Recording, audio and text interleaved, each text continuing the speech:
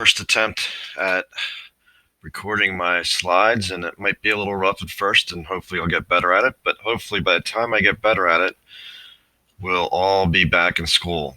So I want to talk to you about our LG1 slides, which talks a lot about the geography of Japan. Very unique geography. Japan obviously is not just one island, it's actually many islands and four major islands created by volcanic action, and as you may have learned in science, it's part of the Ring of Fire. So geography has a lot of impact on how life is lived in Japan. One of which is another part of our main ideas of the LG1 component, is that people began living in small clans, basically because they were separated by the many mountains of Japan. And eventually Japan did unite under one emperor, but it took a long time. And we're also going to find out that Japan was highly impacted by its neighbors, China and Korea. So, as I mentioned before, Japan is a large group of islands, and the four main islands. And I'm going to show you this in Google Earth. So I'm just going through this right now, but I'm going to show you and give you visual insight as to what I'm talking about. The four main islands are Hokkaido, Honshu, Kyushu, and Shikoku. And if I pronounce them wrong, I'm sorry, because I don't know how to pronounce all the Japanese words. The one that I usually point out, the main island, is Honshu. And in this day and age of the coronavirus, if somebody sneezes and says Honshu, you say God bless you. But that's the main island, and that's my little coronavirus joke there. Because of the fact that Japan is not, geographically large, and there is a lot of mountains, it makes the rivers be short but also swift moving. I'm actually going to show you one of the main rivers of Japan, and you'll see that there's not much buildup around it because of that short, swift moving river is probably very susceptible to flooding.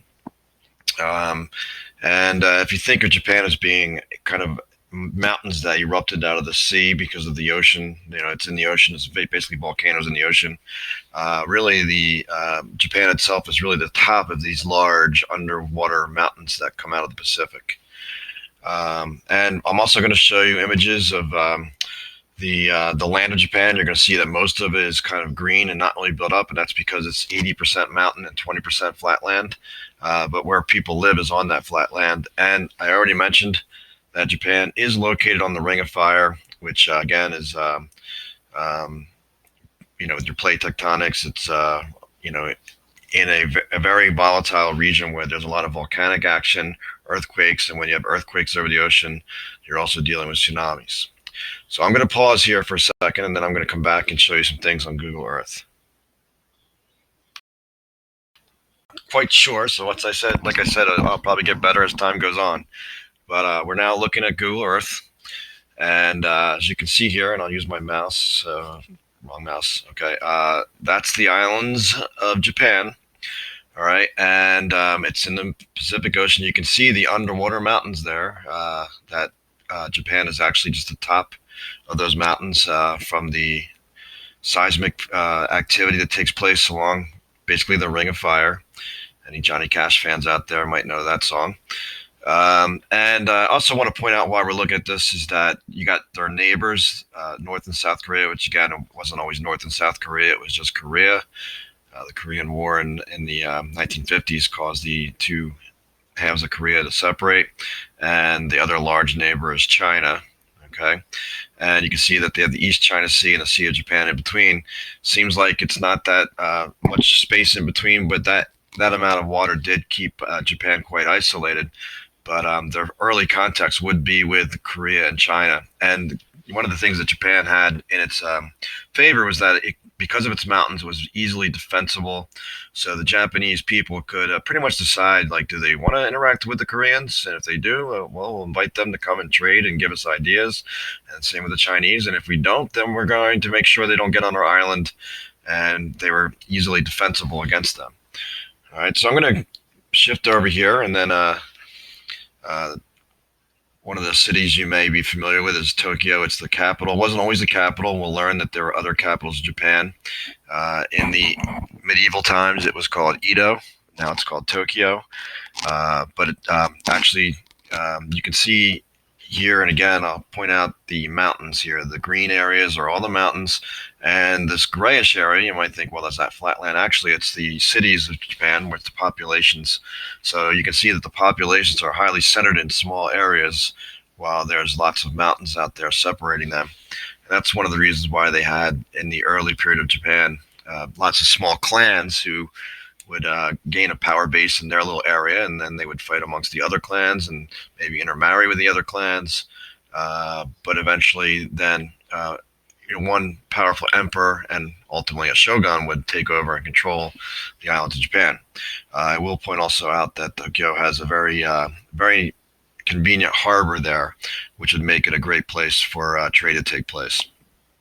All right. All right, so let's move on to another location here. I'm going to hit forward, and we're going to cruise on down to the highest point in Japan, and it's Mount Fuji. And as I get closer, you can kind of see that Mount Fuji is in actuality a volcano. So that is the highest point in Japan, but there are many other mountains, and again, a lot of these mountains are volcanoes. All right, so moving right along, I mentioned in the notes that Japan has 4 islands. So I'm going to show you the 4 major islands. There's lots of small islands. You can see there's lots of small islands all around here that I'm not going to talk about. But this is Kyushu. It's on the southern end. All right, the next island that I'll show you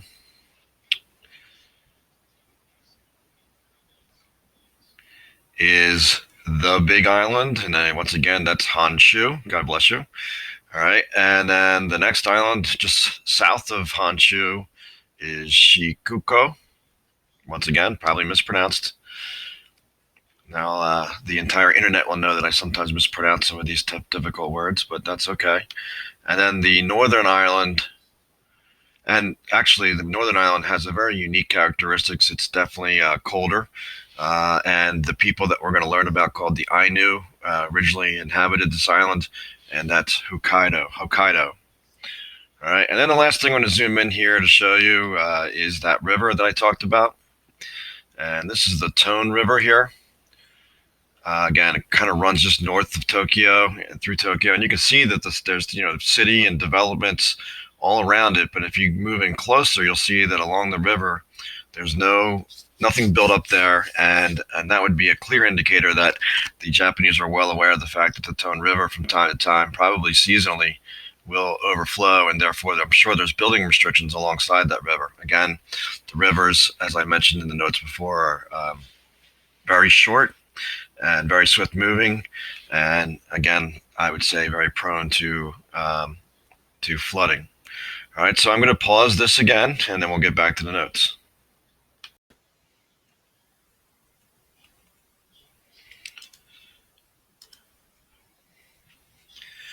Okay, I think I'm back, and we're going through these notes again.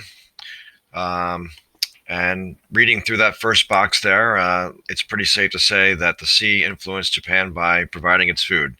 They pretty much ate fish. So you do see seaweed in there, and for those of you who are sushi fans, know that sushi is wrapped up in seaweed, and along with the raw fish and seaweed is the addition of also rice, which would be the main crop that was grown in the very limited amount of farming land that Japan would have. Japan, as I also mentioned, was very isolated, but once people started making better ships and better sea vessels that could travel the Sea of Japan and the Sea of East China Sea, then Japan could also be very interactive with its neighbors. But it was Japan's choice about when they wanted to be isolated and when they wanted to be interactive. It is interesting to note that if you look at Japanese history, that when Japan decides to interact with the outside world, Japan has become a very powerful and formidable nation, to the point where they were a problem for us in the period of World War II. And they are very powerful and financially strong today. But when they're isolated, they tend to go backwards. Japan, when it interacts with the world, can be a very powerful nation, but when it decides to isolate, it has limited resources, so it's very difficult for them to be a powerful nation. And again, the number one trading partners and influencers on early Japanese society would be China and Korea. Okay, the next slide I want to talk about is that there were two different ethnic groups that began in Japan.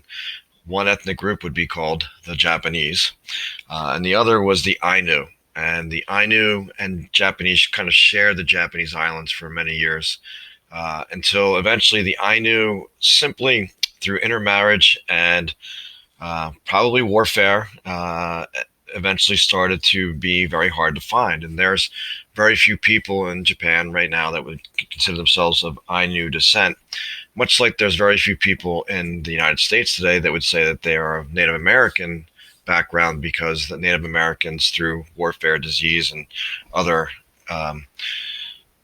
bad elements of our history, have ceased to exist to some extent.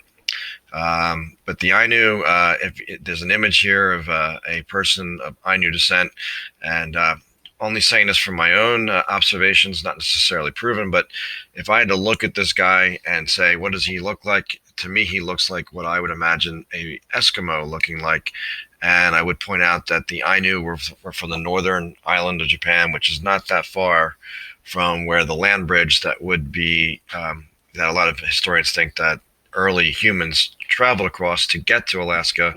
So it may bring some logic behind them looking somewhat like Eskimos.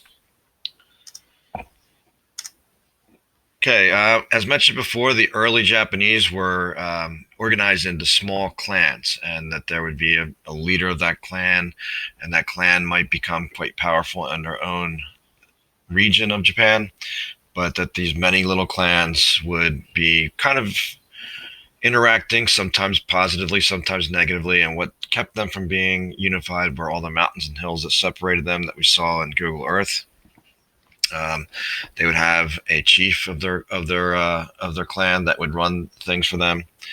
And here's where we get into some Japanese religion. The chiefs were believed to have gotten their power through what was called kami, and kami is an element of the Shinto religion. We're going to talk more about Shinto, and I think Shinto is pretty interesting. And normally I would do a unit on world religion, but it might be difficult for me to do that this year, the way things are. So I will talk a little bit about Shinto. And basically, it is the religion that the Japanese practiced. And prior to learning about other religions, they didn't even call it a name. It was just a Japanese religion. Began being called Shinto when they started to interact with Korea and China and learned about other religions like Buddhism and Confucianism. So for Shinto, the Japanese believed that kami were everywhere, and that kami would be in the air, in the mountains, they could be in trees, in the sea, and that there were countless numbers of kami, which would then make this basically a polytheistic religion. And you may recognize the shrine that you see there on screen. That's called a torii gate. If anybody's ever been to Epcot and Disney World, you might hear my dogs in the background. But the torii gates are a very common image that we see going into Japanese restaurants, etc. And those torii gates is where the Shinto believers would identify as being the gate between the real world and the kami world. So I'm going to take a break here, and we're going to look at some images of other Shinto shrines, along with some notes that I have for another unit, and I'll explain a little bit more with some Japanese background, music in the background.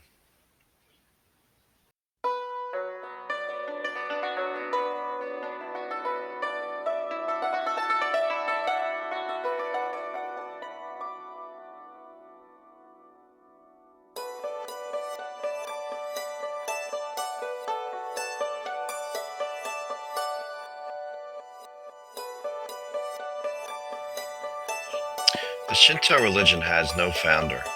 It began as early as 1000 BCE and was practiced in Japan throughout that time. It blended with Confucianism, Buddhism, and other religions for many years. In the era of World War II, the state religion was Shinto, and when the Japanese lost World War II, they were forced to recognize that their emperors were not descendants of the sun god Amaterasu. When followers of Shinto enter a shrine, they purify with water, give gifts to the kami, they ring bells, bow twice, and clap twice to get the attention of the kami, who they hope will give them positive outcomes in their lives.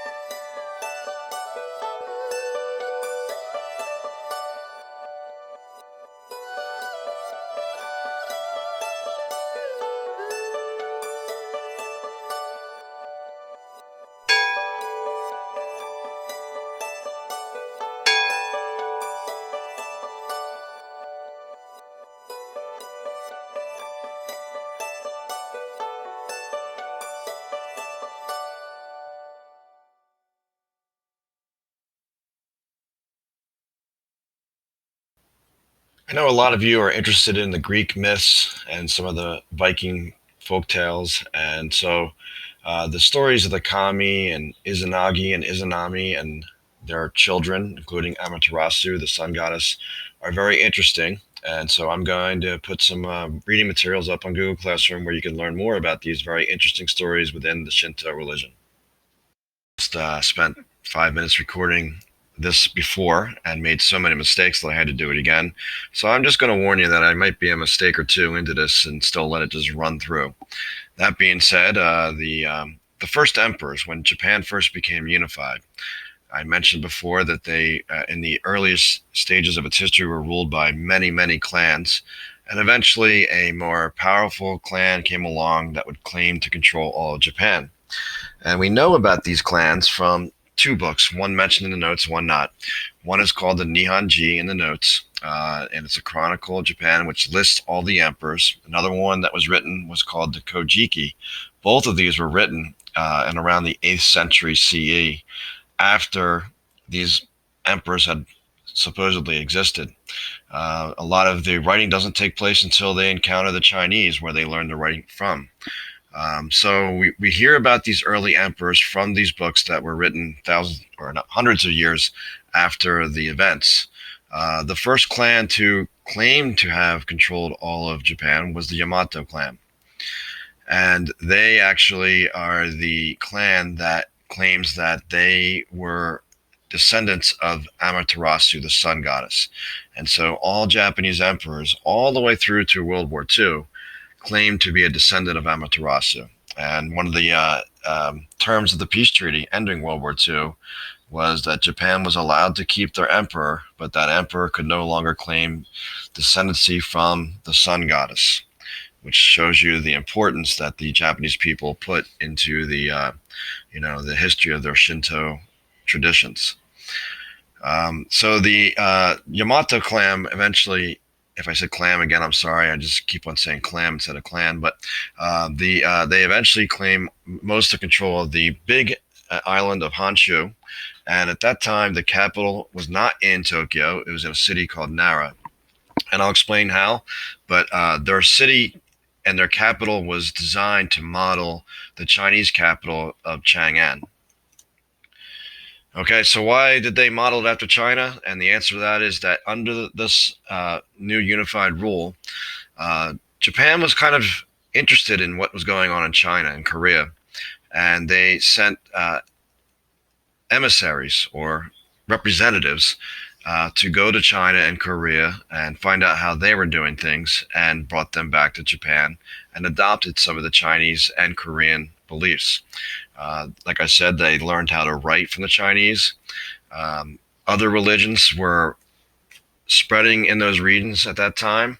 One was Confucianism, which, if you are a fan of fortune cookies, you've probably read about Confucius from time to time. He had a lot of nuggets of wisdom that were put into fortune cookies. And another religion called Buddhism that was started by a founder named Siddhartha Gautama, who eventually became the Buddha, and his religion was soon to be called Buddhism. So those things come from China and Korea. And one of the people in this early period of Japanese history who brought these ideas over was a leader of Japan named Prince Shotoku. He was a regent, meaning that he was not the emperor of Japan, his aunt was. Um, and it was kind of cool that the Japanese at this early time would allow a female empress because she's the first documented female empress. But sadly, they didn't feel like she could rule on her own, so her nephew was assigned to be her regent. And it's later in the notes, but I'll mention it now, that there is evidence that at times Shotoku would do something that his aunt Suiko would be against, and she would stand her ground and say, "Listen, I'm the empress, I'm in charge." At other times, she gave deference to Shotoku to do as he saw fit. So there was a little bit of a give and take in the way that they ruled Japan. But Shotoku definitely admired the Chinese culture and did a lot to bring all that over to Japan. And so that's how a lot of the traditions of Japan kind of mirror China. If you look at the history of those two nations, they are highly competitive and many times have not always gotten along, and there's been a lot of conflict between them. So I find it kind of ironic that the early Japanese history was modeled after Chinese history. Okay, so I'm going to take a break and we're going to review what we've learned here in LG1, and then I'm going to wrap up our first video. Positive things of this is allows me to bring us back to the first slide and to address the method of my madness. And this first slide, which is labeled LG1, says that Japan's early societies were influenced by geography and nearby China and Korea. So, and then it lays down the three main ideas. All right, we talked about geography and the fact that Japan has many islands surrounded by the sea, that the many islands were volcanic, and therefore they do have to deal with the time to time earthquake and tsunami and the seismic activity that comes with that. And then all these mountains made so that the islands developed in small little pockets where small clans were able to gain power over just a small region, and that these clans sometimes got along, sometimes didn't. But eventually the clans would come together and be ruled by a single emperor. In later learning goals, we'll talk about how at times Japan was not ruled by an emperor, but a shogun. But in essence, it's the same thing, just different title. And then we also learned how the early stages of Japan were highly influenced by their neighbors, both China and Korea. So these are the main ideas of LG1, and hopefully you've processed them. And I also will tell you that you should look at your potential questions, 1 through 10, and make sure that you know those answers. You can get the answers from my notes that I just provided for you, the notes that you can look at and read now on your own, as well as the text and the reading packets that you've been given as well too. So to close this out, I'm going to play a song of the traditional Japanese national anthem. I don't know if it's the current national anthem or not. And just have various images of Japan to show you what Japan looks like today. And I will look forward to putting together another video for LG2, LG3, and LG4 as we go along. And once again, I want to wish everybody well. Hopefully everybody's healthy and getting through this, and look forward to seeing you guys all in person.